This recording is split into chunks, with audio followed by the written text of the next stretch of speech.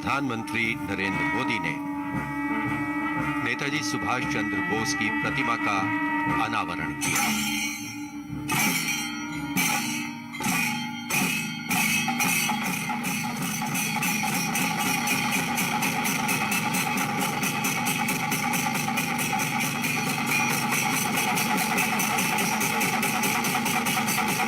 Flowers of gratitude and remembrance. One of the greatest freedom fighters India's ever had.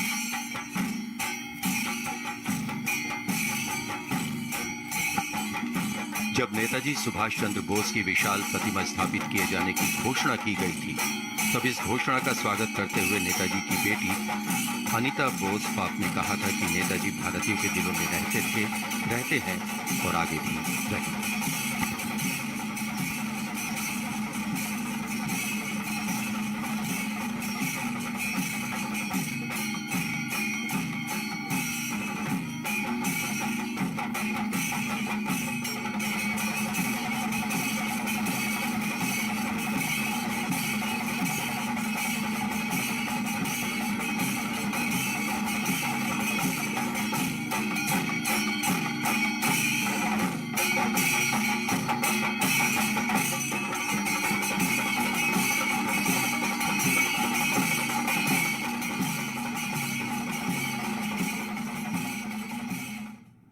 आपने देखा कर्तव्य पथ पर नेताजी सुभाष चंद्र बोस की प्रतिमा का अनावरण किया प्रधानमंत्री नरेंद्र मोदी ने।